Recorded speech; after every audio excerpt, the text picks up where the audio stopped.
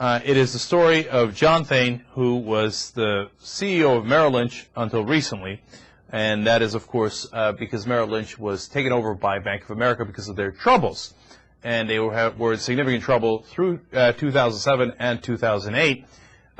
We have an update on that story. John Thain actually has just been fired from Bank of America, who bought Merrill Lynch, so he will no longer be there.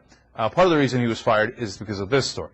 The other part of the reason he was fired is because Bank of America announced that Merrill had suffered an unexpected loss of $1.79 billion in the fourth quarter.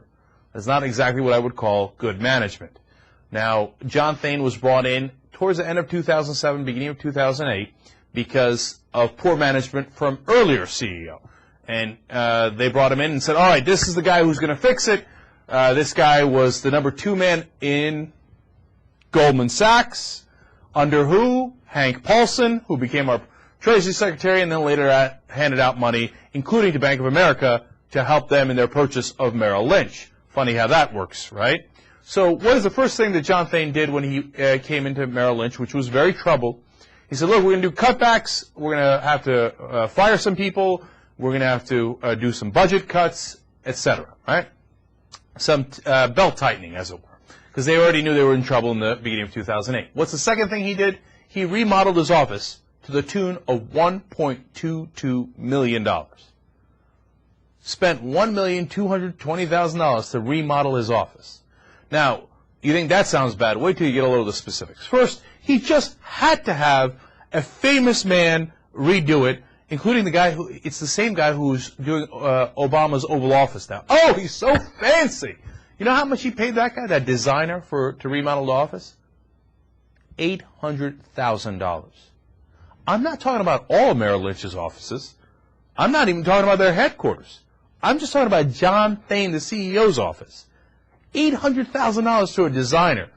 Because he's top notch. He's just on everybody. Oh my God, I think he was with Oprah or something. Wow.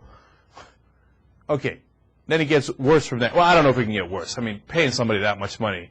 Look, I'll do it for, I can find somebody to do it for you for what, 1% of the price and still be pretty good?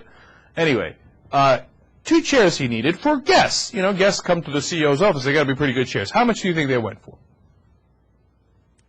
$87,000. People's houses go for $87,000 for 2 frickin' chairs. And the list goes on and on. You got 4 pairs of curtains for $28,000. You got 1 rug for $87,000, just a rug. Another rug for $44,000. But you know, you can say, hey, rugs, maybe they're Persian, something, I don't know, they're expensive, they're antiques, I don't know. But 2 chairs for $87,000. And then my favorite, actually before my favorite, let me give you one more.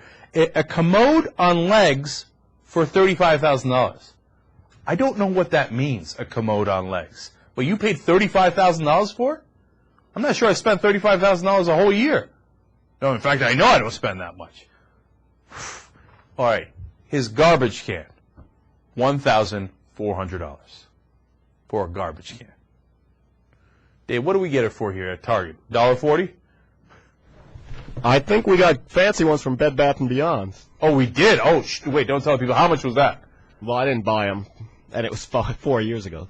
So like $5? About $15 each. $15 each? That's outrageous. Well, I personally would never pay $15 for a garbage can. You know what you put in a garbage can? Garbage.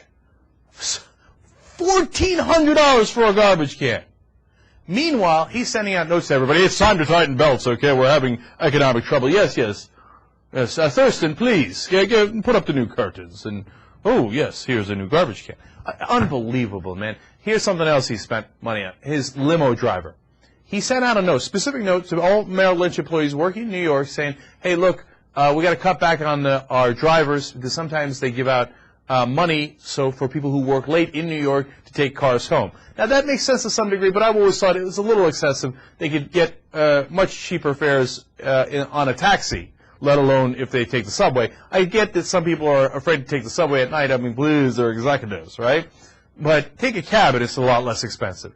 So as he's telling people, hey, we're going to cut back on that a little bit, he spent $230,000 on his own limo driver, including $128,000 in overtime pay, and an $18,000 bonus check. Tell you, that driver must have been happy with an $18,000 bonus.